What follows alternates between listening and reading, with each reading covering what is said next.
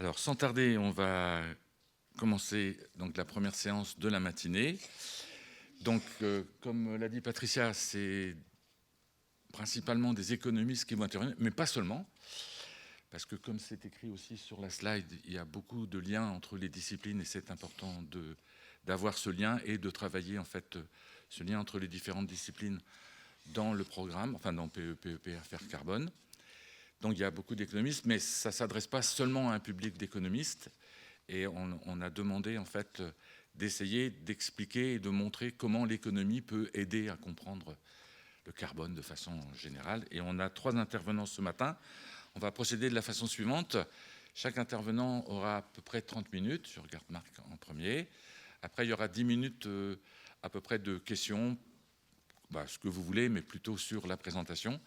Et on finira en fait la matinée par des questions générales avec l'ensemble des intervenants, du moins ceux qui peuvent être là jusqu'à midi. Et s'il y a des questions un peu pénibles, je connais pas mal de gens dans la salle à qui je pourrais demander de répondre si on ne sait pas, ici à la tribune. Alors, sans tarder, je vais demander à Marc Fleurbet de me rejoindre ici. Donc, Marc est directeur de recherche, tu peux monter. Marc est directeur de recherche au CNRS et professeur d'économie à PSE, à École d'économie de Paris, pardon. Enfin bon, c'est la même chose, mais voilà. Et il travaille sur beaucoup de sujets, beaucoup sur le bien-être de façon générale, je vais dire ça comme ça pour simplifier, et puis vous pourrez lui poser des questions. Et je vais laisser la parole à Marc pour 30 minutes, et je te ferai signe 5 minutes avant. Tout à fait, merci. Voilà. Alors moi, j'aurais pas dû toucher. Voilà. Donc je vais laisser Perrine, qui est en fait celle qui sait comment on fait tout. Alors c'est laquelle? C'est à la croisée des chemins, c'est le dernier là. Voilà. Super, merci beaucoup. Merci pour l'invitation. Ce que je vais essayer de faire, je suis économiste, hein, j'ai pas honte d'être économiste, mais je vais prendre un peu de recul et même quelquefois adopter un regard un peu critique par rapport à la façon dont la discipline économique a abordé le défi climatique. Et puis, comme on parle de fer carbone, il y a le mot fer là-dedans. Je vais beaucoup parler d'équité dans mon propos. Aussi parce que c'est mon dada, mais je pense que c'est quelque chose qui est aussi pertinent du point de vue des débats politiques à ce propos-là. Donc je voudrais d'abord vous parler d'une sorte de complexe de l'économie. Je ne sais pas si c'est un complexe d'infériorité ou de supériorité, mais vous allez voir de quoi il s'agit. C'est un complexe par rapport à l'équité, justement.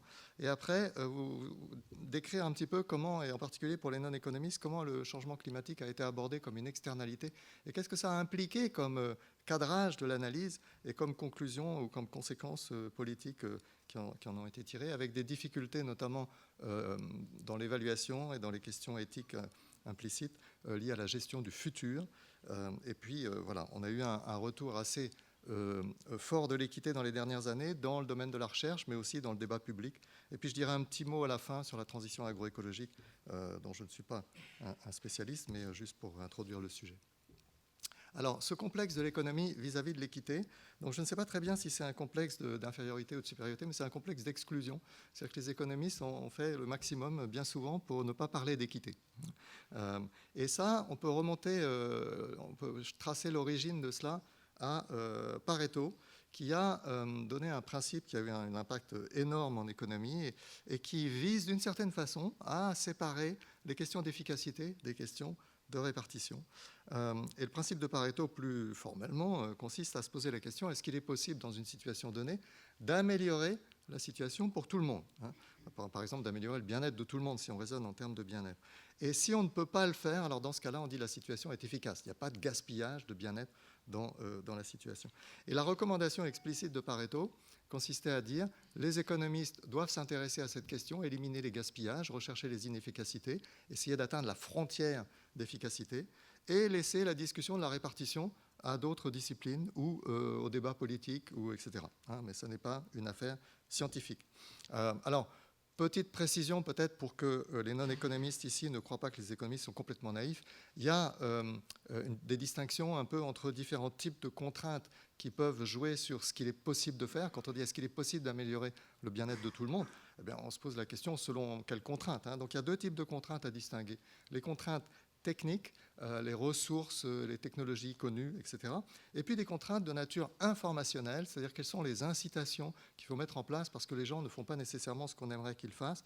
Ils peuvent avoir de l'information privée qu'ils ne sont pas nécessairement disposés à rendre publique. Alors, ça nous donne 2 niveaux d'efficacité. On parle d'efficacité au premier rang quand on a l'efficacité en considérant uniquement les contraintes techniques, donc c'est quand on a le plus de possibilités possibles. Donc c'est une efficacité, en quelque sorte, une super efficacité. Et puis il y a l'efficacité au second rang, qui est moins bonne d'un certain point de vue, quand on intègre aussi les contraintes informationnelles. Donc il y a des choses qui seraient techniquement possibles, mais qui ne sont pas possibles parce qu'il y a des contraintes d'incitation qui nous empêchent de le faire. Donc c'est une efficacité un peu au rabais. Et quand on met en place des politiques redistributives, ces contraintes d'incitation jouent un rôle important. Parce que notamment les gens ont des talents qu'ils n'ont pas forcément envie de déclarer au fisc directement.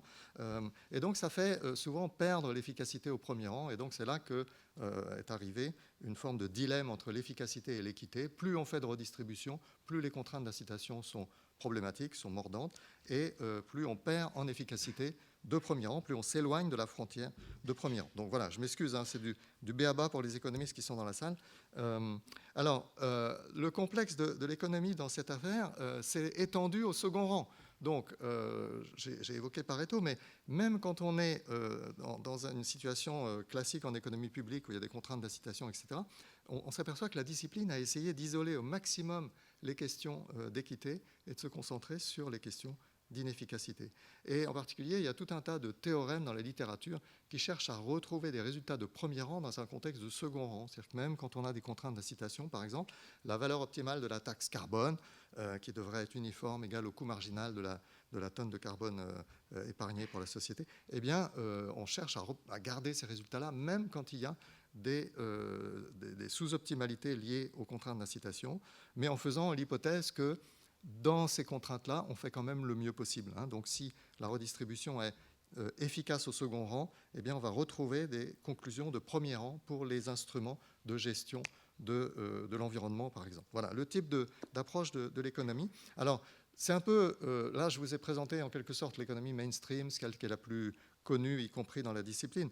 En fait, il y a quand même aussi des pans de la discipline, des sous-domaines, qui s'attaquent directement et qui font de leur fonds de commerce les questions d'équité. Donc il y a la théorie du choix social, la théorie des allocations équitables, donc certains d'entre vous connaissent très bien et ont travaillé dessus, et l'économie du bien-être ou économie normative, champ un peu plus large, mais qui s'intéresse notamment à la mesure du bien-être individuel et social. Voilà. Donc l'économie est quand même à des pans sympathiques dans ce contexte-là.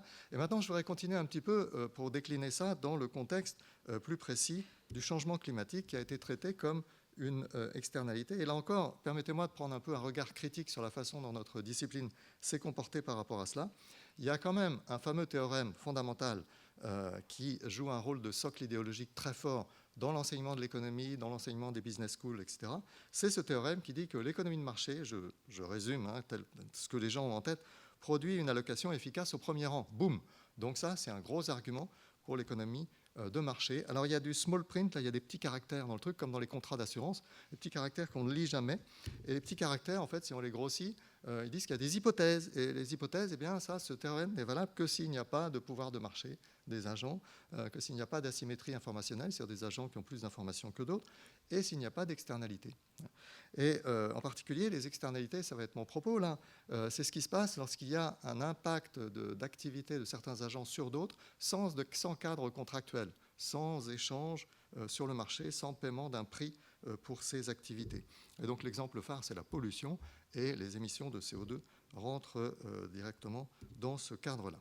Alors comment traiter les externalités si on aborde la question climatique de cette façon-là? Eh bien, on a une recette pour retrouver l'efficacité.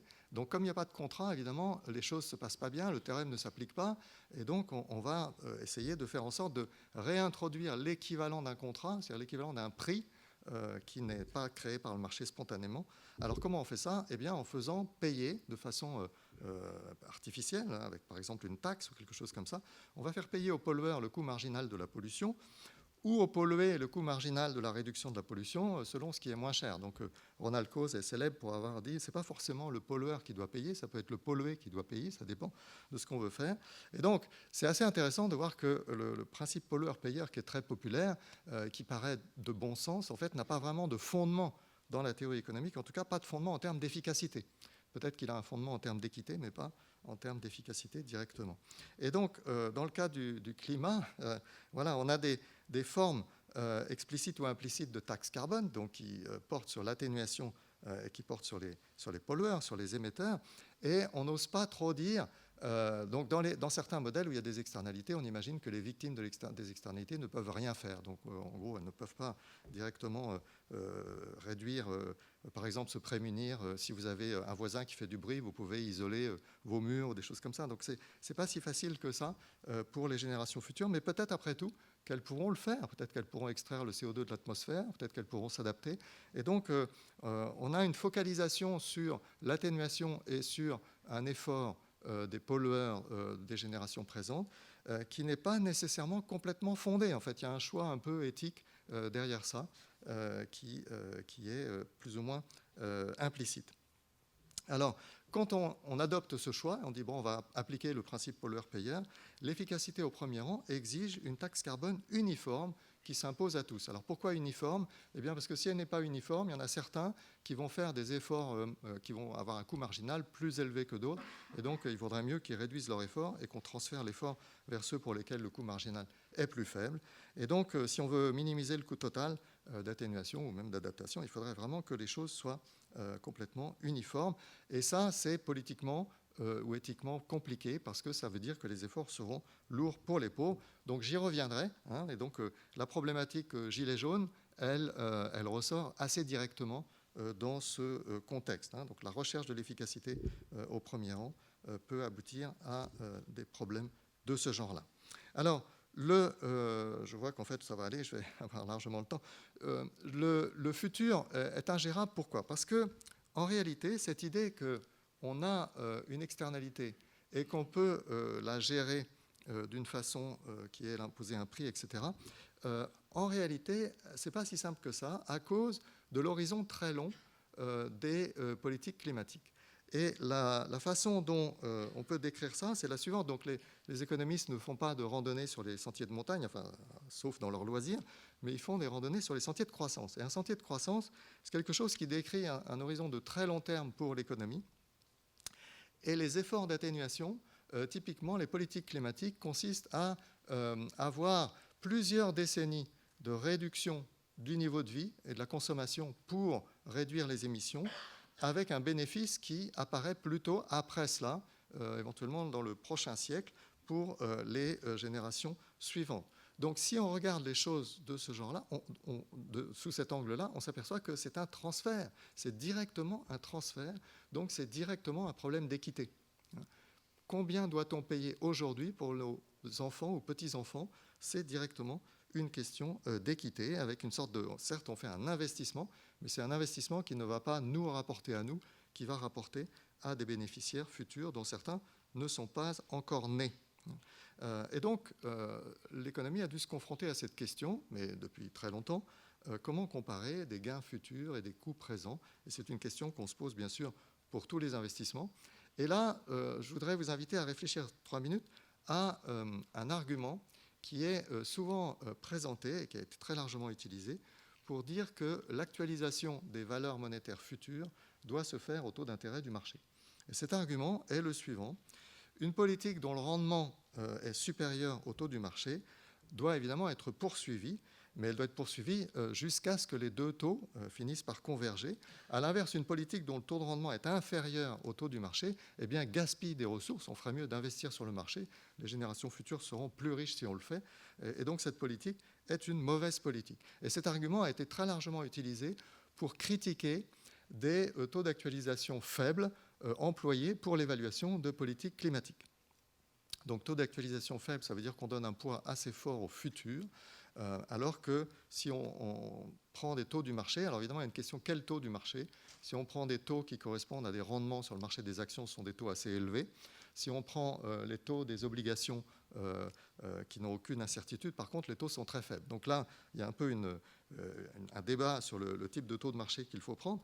Mais en tout cas, cette question a été souvent abordée sous cet angle-là. Et les économistes appellent ça le coût d'opportunité, etc. Et donc l'argument paraît être un argument massu. Ce qui est assez marrant, c'est que cet argument est juste dans les formulations et il est faux dans ses conclusions. C'est-à-dire que cet argument, effectivement, est imparable. On ne peut pas faire une politique, on ne peut pas justifier une politique qui a un rendement inférieur à une autre. C'est évidemment inefficace. Mais cet argument ne justifie absolument pas de prendre les taux d'intérêt du marché comme taux d'actualisation. Et pourquoi ? Parce que quel que soit le taux d'actualisation que vous utilisez, vous ne choisirez jamais une politique dominée par une autre. Et donc, la conclusion qu'il ne faut pas adopter une politique dont le rendement est trop faible, cette conclusion est valable, mais elle est valable indépendamment du taux d'actualisation que l'on emploie. Donc, cette idée qu'il faut absolument prendre le taux d'actualisation qui vient du marché est une idée qui est fausse, mais basée sur un argument assez trivial. Et donc, qu'est-ce qu'il faut, comment aborder cette question-là ? Comment s'en tirer ? Eh bien, ce qui se passe, c'est que, en réalité, le taux d'actualisation doit être guidé par le poids que l'on veut donner au futur, et notamment le poids relatif des générations présentes par rapport aux générations futures dans une évaluation, qui est nécessairement une évaluation éthique. Et ce taux d'actualisation va guider les questions en termes de montant total d'investissement ou de répartition dans le temps des investissements. Est-ce qu'on doit avoir des investissements à rendement proche ou lointain, etc. Mais elle n'est pas si pertinente que cela pour la répartition entre investissements de profils temporels semblables, qui est l'objet de l'argument en question. Et les taux du marché vont être un taux d'actualisation correct dans le cas où nous sommes sur un sentier de croissance optimale, celui qui maximise une notion bien réfléchie de bien-être social intertemporel. Si ce n'est pas le cas, si on n'est pas sur un sentier de croissance optimal, au sens socialement optimal, pas seulement efficace, eh bien, les taux du marché ne sont pas le bon taux d'actualisation. Et il faut prendre quelque chose qui prend mieux en compte les poids relatifs des générations présentes et futures. Voilà, donc c'est le genre de débat qu'on a en économie de l'environnement. Et je me suis souvent retrouvé dans des débats avec des gens qui sortaient cet argument massu. Et voilà, il faut répondre, oui, vous avez raison, mais la conclusion est fausse. Donc, se pose la question, puisqu'il s'agit d'un transfert vers les générations futures, de l'équité intergénérationnelle. Et là, il y a là encore des débats qui remontent à très très loin sur est-ce qu'on a le droit d'introduire de la préférence pure pour le présent dans nos calculs. Est-ce qu'on peut dire qu'indépendamment de toute autre considération, le simple fait que quelque chose soit dans le futur est moins important. Et donc, c'est difficile à justifier, et je pense qu'il y a maintenant un consensus de plus en plus fort pour dire non, c'est injustifié. Ça a été très longtemps utilisé dans les modèles, mais c'est vraiment impossible à justifier. La seule vraie raison qui pourrait justifier le fait que le futur a moins de poids en tant que futur, c'est simplement que le futur pourrait ne pas exister. C'est le risque d'extinction. S'il n'y a personne dans le futur, évidemment, dans ce cas-là, le futur est moins important. Quand je dis personne, peut-être qu'il ne faut pas le limiter d'ailleurs à l'espèce humaine. Et donc, mais si on fait abstraction de ce risque d'extinction, eh bien, il paraît maintenant de plus en plus consensuel dans notre discipline de dire qu'il n'y a rien de spécial au temps qui sépare les générations, de même qu'il n'y a rien de spécial à l'espace dans lequel, à l'endroit dans lequel les gens vivent. Donc on n'a pas de raison d'avoir un biais en faveur du présent simplement parce que c'est le présent. Par contre, je voudrais juste mentionner rapidement, évidemment, il y a quand même une différence entre l'espace et le temps, parce que les investissements qu'on fait dans le temps ont un rendement, parce qu'ils vont contribuer à augmenter la productivité des activités économiques futures. Donc les transferts vers le futur ont tendance à avoir un rendement positif, alors que les transferts à un moment donné entre personnes ont plutôt un rendement négatif parce qu'ils ont un coût. Donc on perd les coûts administratifs, les coûts d'incitation, etc. Donc voilà. Donc c'est une différence, mais c'est une différence dans les possibilités, ce n'est pas une différence dans l'évaluation. Alors, où est-ce que ça nous amène tout cela ? Si on fait abstraction de la question de l'extinction, et si on aborde les inégalités dans le temps comme on aborde les inégalités dans l'espace, entre pays par exemple, entre niveaux de développement ou entre classes sociales, eh bien les ressources qui seront consommées dans le futur vont avoir moins de valeur que les ressources présentes si le futur est plus riche que nous. C'est vraiment la considération essentielle qui va jouer. Et donc, voilà, plus on est optimiste sur la croissance, et moins on va donner de poids à la situation des générations futures. Et ça rentre assez facilement dans les calculs, notamment des politiques optimales de taxation du carbone. Alors, je voulais mentionner un théorème qui n'est peut-être pas tellement connu, mais qui est intéressant, qui est que l'évaluation des investissements de très long terme dépend principalement, alors quand je dis très long terme, c'est un peu vague, parce que là, en fait, c'est simplement quand on va à l'infini sur le temps, hein, donc on ne sait pas très bien ce que ça veut dire l'infini, et ça dépend un petit peu des paramètres de détail du cas considéré. Ça peut se chiffrer en siècles ou en millénaires, mais en tout cas, à très long terme, l'évaluation des investissements doit se faire avec un taux d'actualisation qui dépend principalement des bénéfices et des coûts, enfin de la situation des plus pauvres qui sont concernés par cet investissement, donc aussi bien du côté des payeurs aujourd'hui que des bénéficiaires dans le futur. Et en ce qui concerne le futur, on va s'intéresser au pire scénario pour les plus pauvres dans le futur. Hein, c'est eux finalement qui vont avoir un rôle déterminant dans l'évaluation. Et ça, c'est vrai pour une classe très très large de critères d'évaluation. On n'a pas besoin d'être un égalitariste forcené pour avoir cette conclusion. Hein, donc c'est vraiment une propriété mathématique de l'évaluation. Et c'est assez intéressant de voir que cette priorité pour la considération des plus pauvres, elle sort mathématiquement simplement de la prise en compte d'un terme très long dans le futur. Ceci m'amène à parler, après avoir parlé du dilemme efficacité-équité, de parler d'un autre dilemme que j'appelle quelquefois le dilemme de l'écologiste ou le dilemme de l'écologiste de gauche, qui est le suivant, c'est-à-dire que les efforts de préservation de l'environnement bénéficieront principalement aux générations futures, qui seront dans la plupart des scénarios encore considérés par les modèles économiques, qui seront plus riches que les générations présentes. Et donc, plus on veut donner de priorité aux plus défavorisés, et moins on doit s'intéresser à l'environnement, moins on doit s'intéresser aux efforts pour l'environnement qui bénéficieront aux générations futures. Hein, donc il y a une sorte de dilemme entre le social et l'environnement, parce que le social, c'est les pauvres d'aujourd'hui, ou c'est l'aujourd'hui qui est plus pauvre que le futur, et l'environnement, eh bien, ça bénéficie principalement aux générations futures. Alors, est-ce que c'est un vrai dilemme ? Je n'en suis pas si sûr, parce que ce raisonnement, c'est un raisonnement purement intertemporel qui néglige les inégalités intragénérationnelles.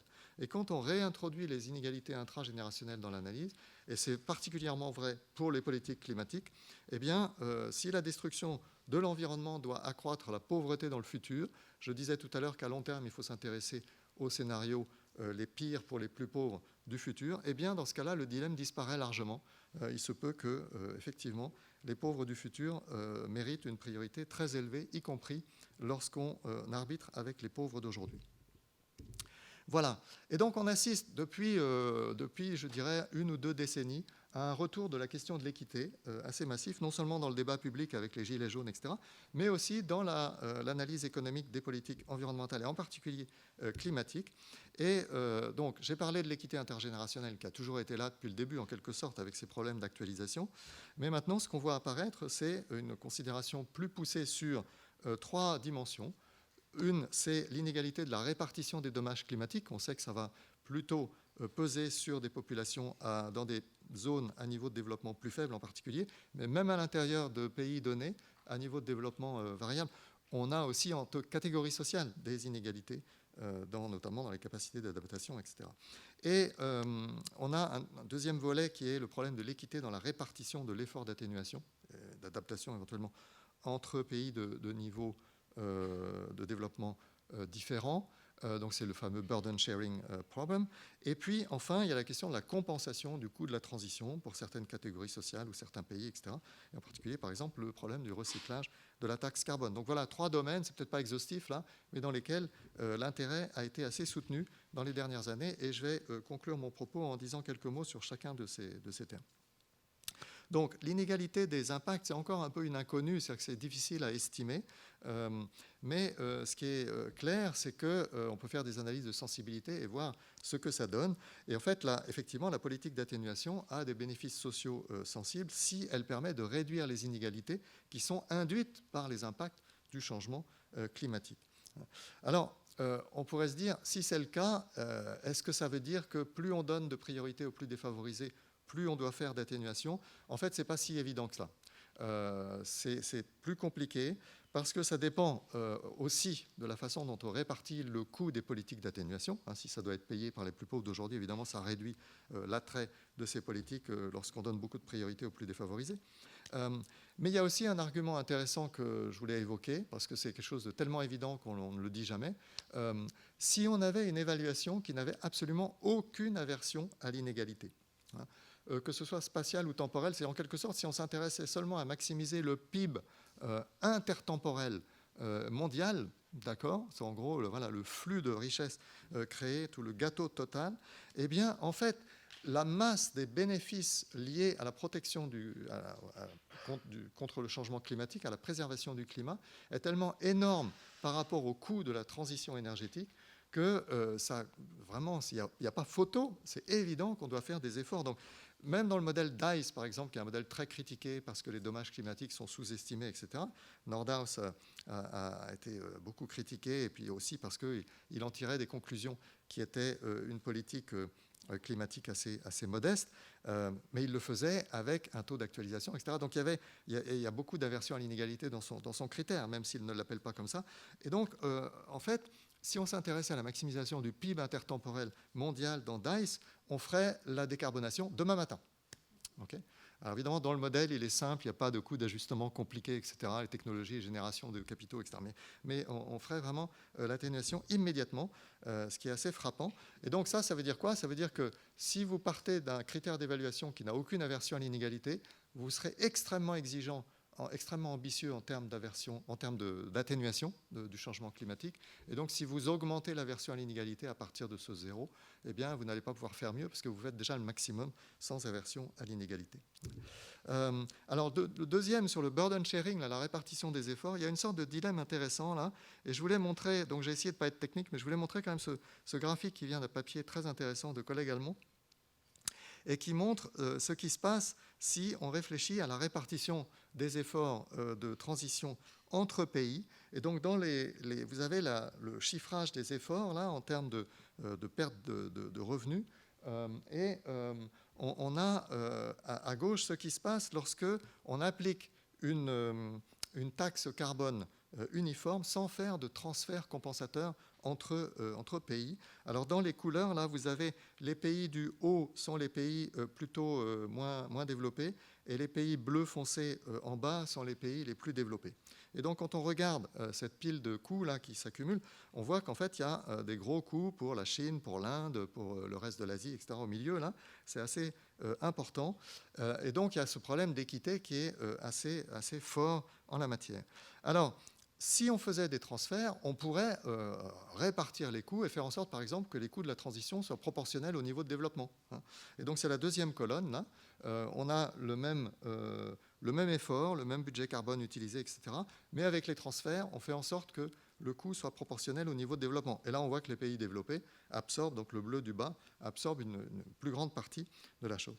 Mais on a une sorte de problème qui est un problème politique, qui est un problème pratique. On ne sait pas, on ne sait pas imaginer, on ne sait pas trouver un consensus pour faire des transferts aussi massifs.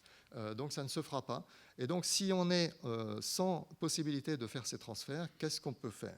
Eh bien, cette politique uniforme, la première colonne, est vraiment problématique. La troisième colonne, c'est la politique qui cherche à dire, eh bien, on va autoriser une taxe carbone qui est différenciée, plus faible dans les pays moins développés, plus élevée dans les pays riches, de façon à ce que l'effort soit plus équitablement réparti.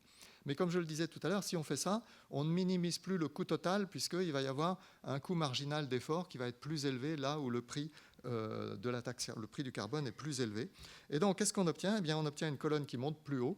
Et la question qu'il faut se poser là, c'est est-ce que ce gaspillage de coûts, en quelque sorte, ce surcoût, est-ce qu'il est vraiment problématique, compte tenu du fait qu'en termes d'équité, on a vraiment rétabli la balance, et ça ressemble beaucoup plus à la deuxième colonne. Donc c'est une question éthique, et je trouve que ce graphique montre vraiment bien les données de cette question. Voilà, je n'ai pas la réponse, mais c'est un dilemme intéressant. Donc si on ne peut pas faire ces transferts, on doit choisir entre la première et la troisième colonne, on ne peut pas obtenir la deuxième. Voilà. On a, dans le débat sur ces politiques, on a une sorte de retour de Pareto, en quelque sorte, avec des gens qui disent, y compris des philosophes, et pas que des économistes, mais qui disent, est-ce qu'on ne devrait pas s'efforcer à faire en sorte que tout le monde soit gagnant? On a un problème d'inefficacité parce qu'il y a l'externalité liée à l'émission de carbone. Est-ce qu'on ne devrait pas essayer de faire en sorte que tout le monde soit gagnant par rapport à la trajectoire business as usual où on ne fait pas d'efforts? Donc, effectivement, on pourrait imaginer des politiques de ce genre-là. Ça n'a pas l'air d'être les perspectives politiques de cette proposition n'ont pas l'air très bonnes. Et c'est assez intéressant de se poser la question pourquoi. Donc je ne suis pas sûr de le savoir exactement pourquoi, mais il y a un problème intergénérationnel. Donc on pourrait tirer des ressources du futur, même si ça paraît impossible, mais simplement en réduisant nos investissements, en augmentant les retraites, etc., ou en augmentant la dette publique. Donc il y a moyen de tirer des ressources qui viendraient de 2 ou 3 siècles dans le futur. Ça peut se faire. C'est pas très bien vu quand même, c'est pas tellement discuté. Il y a un problème géopolitique. Les pays du Sud n'apprécient pas trop quand les pays du Nord disent « Ah, il faut trouver un arrangement qui bénéficie à tout le monde ». Du point de vue du Sud, et j'ai vu ça de façon très vive quand j'étais au GIEC en entendant les représentants du Brésil et autres décrire la situation, pour eux, le Nord a fait un hold-up sur l'atmosphère en se développant et en prenant une bonne partie de l'atmosphère, enfin du budget carbone disponible pour la Terre. Et donc voir le Nord exiger que tous soient gagnants dans la politique climatique, ça leur fait penser à un squatter qui voudrait être dédommagé si on lui demande de laisser la place. Donc voilà comment les pays du Sud voient la chose. Donc ça peut être en fait contre-productif. Et vous avez peut-être vu le livre d'Antonin Potier qui développe beaucoup cet argument en disant les économistes réchauffent la planète parce que c'est très naïf de chercher ça et de chercher à justifier ce type de dédommagement. Alors, et enfin, il y a un problème social. Il y a de plus en plus de travaux qui montrent que les plus riches émettent beaucoup plus. Et donc, ça paraît assez injuste de ne pas leur demander un effort et chercher à les dédommager, ça serait quand même un peu bizarre. Alors ce que je voulais signaler, c'est qu'il y a un consensus politique, notamment en France, mais aussi en Europe, sur le zéro, oui, j'arrive à la fin, sur le zéro émission nette, et l'idée que ça doit être en 2050 ou en 2055 selon l'endroit. Alors en fait, si on s'intéresse aux co-bénéfices sociaux de la taxe carbone, qui peuvent par exemple être redistribués et contribuer à réduire les inégalités, eh bien, on a envie que ces co-bénéfices sociaux se prolongent le plus longtemps possible. Mais le plus longtemps possible, ça veut dire qu'il faut qu'il y ait une taxe carbone qui existe encore, qui rapporte de l'argent. Elle ne rapportera de l'argent que tant qu'il y a encore quelque chose à taxer. Donc, une fois qu'on aura complètement décarboné, il n'y aura plus de co-bénéfices sociaux. Et donc, ça veut dire que ça serait bien, en fait, de ralentir la décarbonation. Mais à budget carbone donné, ça veut dire qu'il faut faire plus d'efforts maintenant et un peu moins d'efforts par la suite. Donc, peut-être qu'il faut décarboner tranquillement en termes d'horizon et n'arriver à zéro émission nette qu'en 2070 ou 2080, à condition de faire plus d'efforts maintenant pour garder le même budget carbone. Ça serait aussi bien pour la biodiversité, parce que changer le profil temporel des efforts, ça ralentit la vitesse du changement climatique, et donc c'est bon pour l'adaptation aussi des espèces naturelles. Voilà. J'ai un dernier transparent sur la transition agroécologique, je dis juste un mot là-dessus. Donc on a un problème très intéressant, et encore une fois, voilà, il y aura des gens beaucoup plus spécialistes que moi ici qui en parleront. On a un problème de sorte de mouvement de gilet jaune chez les agriculteurs qu'il faut prendre en compte, avec un système agroalimentaire qui est problématique. Et bon, dans cette école, voilà, on est très bien placé pour le savoir. Je cite ici un chiffre qui est peut-être un peu controversé du Food Systems Economic Commission, qui dit que 12% du PIB mondial correspond à des externalités négatives du système agroalimentaire, notamment liées aux effets sur la santé. Et ça représente plus que la contribution du secteur agriculture plus alimentaire au PIB. Donc, vu comme ça, c'est assez frappant. Mais en même temps, on a des producteurs agricoles qui sont en détresse, y compris dans notre pays. Donc, on a un vrai problème. Et donc là, c'est un sujet très intéressant sur lequel j'ai envie de me pencher dans les années qui viennent. Il faut trouver un accompagnement exigeant de cette filière, donc sur le plan économique, sur le plan social, y compris des normes sociales, mais aussi sur le plan cognitif, il faut de la formation, il faut peut-être aussi changer les représentations dans le secteur. Donc c'est un sujet que je trouve passionnant, mais je n'en dis pas plus. Merci.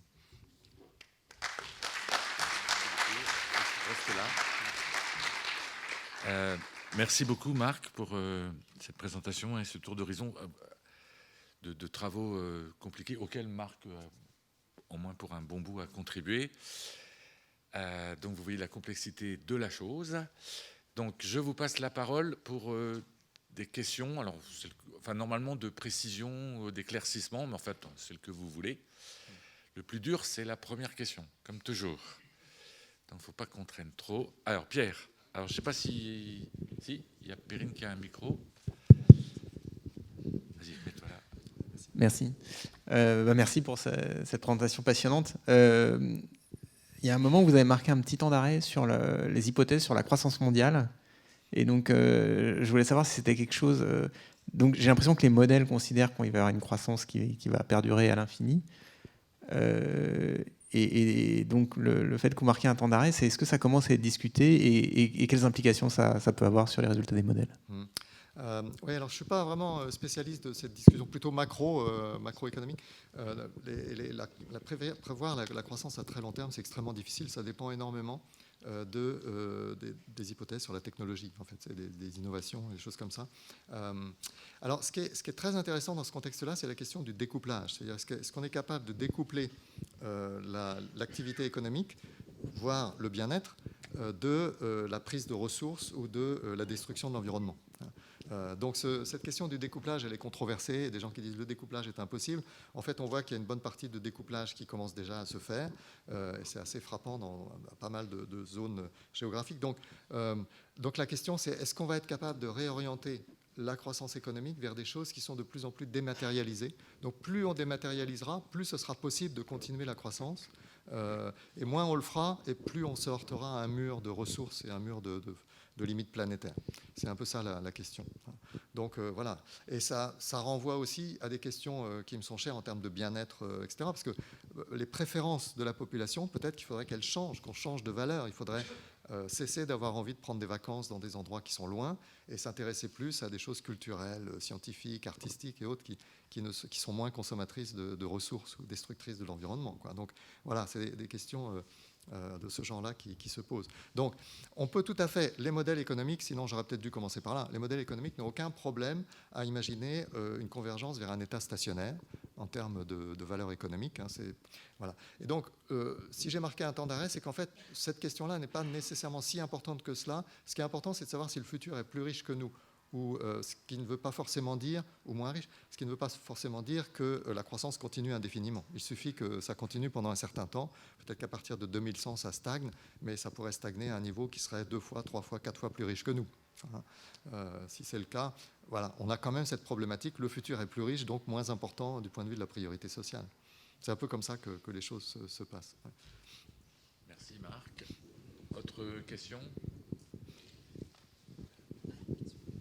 Je vois pas. Et présentez-vous. Non, mais je vais dire. Vas-y. Merci. Je suis Hervé Dacpo, chercheur à PSAE ici. Je voudrais juste revenir sur un point que vous avez évoqué par rapport à votre participation aux réunions du GIEC. Donc, le point évoqué par le Brésil, comme quoi les pays du Nord se sont vraiment gavés. Et, ce n'est pas à nous maintenant, pays du Sud, de payer pour en tout cas une uniformisation des coûts. Mais je n'ai pas entendu de solution par rapport à ça. Du coup, est-ce que vous en avez? Merci. Alors, en fait, c'est le dilemme que j'ai présenté tout à l'heure. C'était un peu ça avec les 3 colonnes là. Donc, pour revenir au GIEC, le discours de ces gens-là, c'était très clair. C'était transfert de technologie. Donnez-nous les technologies qui nous permettront d'échapper à la transition, disons à la révolution industrielle classique et qui nous permettront de transitionner directement vers des technologies vertes. C'était leur discours. Donc voilà, on pourra se développer à condition que le Nord nous fasse une grosse subvention technologique, ce que le Nord ne veut absolument pas faire. Les droits de propriété intellectuelle, c'est sacré, etc. Donc il y a un vrai enjeu géopolitique à ce sujet-là, économique bien sûr. Mais effectivement, ce n'est pas la seule considération possible. Et donc il y a notamment cette question de la répartition des efforts. Est-ce qu'on peut imaginer une intégration des efforts carbone qui ne passe pas par un marché complètement intégré, mais qui est un marché avec des prix différenciés selon les zones ou selon les opérateurs. Et en fait, on peut tout à fait imaginer, et ça existe dans certains secteurs, on peut imaginer, et je crois d'ailleurs que le continent, un consortium de pays africains est en train de réfléchir à la mise en place d'un marché carbone, mais comme il y a beaucoup d'inégalités de développement à l'intérieur de la zone Afrique, ils envisagent d'avoir des prix différenciés dans un marché intégré. Alors c'est un peu compliqué, ça demande quand même d'avoir une forme de... Il faut en quelque sorte, il ne faut pas faire des échanges bilatéraux, il faut qu'il y ait des échanges centralisés où vous payez ou recevez d'une chambre de compensation centrale et vous avez un prix spécifique qui est lié à votre niveau de développement. Donc on pourrait imaginer un marché du carbone mondial avec des prix spécifiques. Voilà, donc il y a plein de solutions de ce genre-là. La question des transferts, bon là c'est une question politique délicate. On peut imaginer aussi de faire des transferts bruts, c'est-à-dire payer directement les gens pour compenser. Si on donne un chèque énergie aux Français plus démunis, on pourrait donner un chèque énergie aussi aux paysans de différentes zones moins développées. Pourquoi pas, hein? Pourquoi pas? Et ça se fait de plus en plus. Donc ça se discute de plus en plus. Les transferts de cash directs peuvent se faire maintenant avec les technologies numériques actuelles. Donc il y a beaucoup de choses qui peuvent être imaginées et qui pourraient peut-être échapper aux contraintes liées, par exemple, à la crainte de la corruption, enfin des choses comme ça, quoi. Merci. Une dernière question? Oui. Alors on va en prendre deux d'un coup. Allez-y et après. Donc, Pierre Hilson, biologiste, merci pour ce tour d'horizon. Ce sont des domaines que je ne connais pas. Question que je me pose en vous écoutant, est-ce que les modèles économiques que vous évoquez tiennent compte des effondrements sociétaux? Par exemple, des famines où des millions de personnes meurent, des guerres où des dizaines de millions de personnes meurent, ce n'est pas de la science-fiction, il suffit de regarder moins d'un siècle. Est-ce qu'il y a un coût qui est associé à ça? Est-ce qu'on suspend tout et on reprend le fonctionnement des domaines après? Comment est-ce que c'est tenu en compte? Parce que j'ai l'impression que dans le futur, il est bien possible qu'on y retourne. Oui. Merci. On prend les deux questions. Marc va retenir. Moi, ma question en deux parties. Très rapidement sur un point un peu technique. Vous avez dit à un moment donné que l'actualisation par les taux du marché est souvent présentée comme un impératif d'efficacité. Comme je ne connais pas bien cette théorie qui semblait être évidente, est-ce que vous pouvez rapidement revenir dessus pour expliquer ce que ça veut dire ? Et ensuite, merci beaucoup pour votre exposé que j'ai trouvé très intéressant. Mais j'ai eu l'impression que quand même, effectivement, il y avait un implicite dans ce que vous disiez sur les externes, enfin pas les externes, mais bon, bref, sur les taxes carbone ou la question de l'équité, mais qui reste quand même toujours dans un cadre de croissance nécessaire.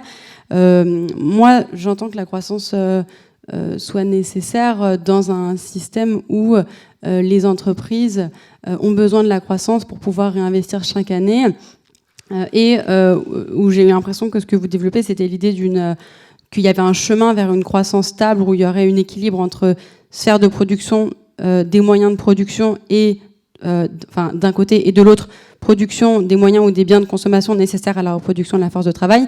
Mais on peut quand même imaginer des systèmes économiques sans entreprise qui auraient besoin de croissance. Et de ce point de vue-là, l'écologie est quand même très importante parce qu'elle nous permet de penser l'allocation des ressources sans penser la nécessité de la croissance économique. Donc est-ce que vous pouvez un tout petit peu développer sur les théories qui existeraient de ce point de vue-là et en quoi elles peuvent être aussi intéressantes, ne serait-ce que d'un point de vue exploratoire? Ok. Et du coup, vous êtes qui? Pardon. Julia Lenoé, je suis dans le projet Préfalim. Ok. Alors, bon, vas-y, bon courage, parce que tu as beaucoup de temps. En combien de temps? C'est une très bonne question, mais il n'a pas beaucoup de temps. Vas-y. Alors, donc, effectivement, il y a j'ai participé aussi d'ailleurs à des projets sur les catastrophes et la façon dont, par exemple, il pourrait y avoir une réduction forte de population à un moment donné à cause de gros problèmes environnementaux. Et après, une stagnation économique ou une stagnation de population, etc. Après, ça repart ou ça repart pas. Donc, effectivement, on peut faire tout à fait se poser ce type de problème. Ce qui est intéressant quand on regarde ce type de scénario, c'est qui est quand même catastrophe, c'est comment on évalue la taille de population. Si la population est réduite de 9 dixièmes, par exemple, qu'est-ce que ça représente dans notre calcul?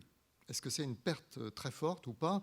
Est-ce qu'on s'intéresse en quelque sorte au niveau de vie moyen, ou bien est-ce qu'on s'intéresse au total en prenant en compte vraiment le gâteau total, y compris à cause de la population élevée? Donc c'est ce type. Donc oui, c'est complètement sur le radar. Il y a des gens qui étudient ces scénarios-là. Et il y a aussi, par contre, quelque chose qui est moins bien connu, c'est la question sur les points de bascule, les tipping points, qui sont beaucoup étudiés dans le système Terre, pas tellement étudiés dans le système socio-économique politique. À mon avis, et je passe mon temps à dire ça à mes collègues, les tipping points les plus dangereux sont dans ce système humain, en fait. Et c'est là, donc en gros, ce que je dis à mes étudiants pour vraiment les choquer, c'est on va se tuer entre humains avant que la Terre ne nous tue. Voilà, parce que le stress environnemental peut nous amener à des conflits énormes. Voilà. Donc c'est ce type d'effondrement, à mon avis, qui est le plus problématique et qui mériterait d'être davantage étudiée. Alors, je ne sais pas trop comment réexpliquer l'histoire des taux de marché. Peut-être on peut discuter simplement à la fin de ça et je pourrais voir un petit peu mieux en quoi je peux vous éclairer. Alors, la croissance, donc je n'ai pas supposé que la croissance était nécessaire et je pense que l'échange qu'on a eu avec Pierre répondait un peu à cette question-là. Donc non, il n'y a pas du tout de nécessité de la croissance. Par contre, il faut faire des hypothèses sur ce qui va se passer. Et ces hypothèses déterminent l'importance relative du futur par rapport au présent, etc. Donc, en gros, il y a de l'incertitude sur le futur et il faut se poser des questions non seulement sur le niveau de vie moyen dans le futur, mais aussi sur la répartition de ce niveau de vie dans le futur. Donc si on a une partie des tropiques qui devient inhabitable avec des gens qui meurent de chaleur, de faim, etc. dans ces zones-là ou qui sont obligés de se déplacer, ça peut être une catastrophe assez forte. Quelle est la probabilité de ce scénario-là ? Voilà, donc c'est ce type de questions qu'on doit se poser pour évaluer des efforts qu'on fait aujourd'hui. Mais il n'y a pas de présupposé, je dirais, idéologique en termes de, voilà, il y a une croissance nécessaire. La croissance n'est pas nécessaire. Et en fait, là, dans les modèles économiques, la croissance n'est jamais vraiment nécessaire. Il y a un problème, je dirais, politique par rapport à la croissance, qui est que sans croissance, on a du mal à faire accepter l'inéquité de la distribution. Donc, c'est beaucoup plus facile d'avoir une économie inégale quand on dit aux gens, mais vous serez mieux dans le futur. Bien sûr, vous êtes beaucoup moins bien que nous, mais dans le futur, vous allez nous rattraper. Et c'est un peu ce jeu-là qu'on joue depuis 2 siècles. C'est la fuite, donc Angus Deaton appelle ça « the great escape ». Donc c'est les gens qui sortent avant les autres, qui arrivent à monter en niveau de vie avant les autres. Et la promesse pour les autres, c'est de les suivre. Et c'est ça qui crée une sorte de course à la croissance. Mais dans les modèles économiques, en dehors de cette question de soutenabilité politique de l'inégalité, on peut tout à fait décrire des états stationnaires. La plupart des cours en macroéconomique se concentrent beaucoup sur des états stationnaires. Merci. Merci beaucoup, Marc. Je vais essayer de faire ça. Perrine va venir. Merci beaucoup, Marc. Je suis désolé d'être obligé d'interrompre. Alors, je te laisse faire.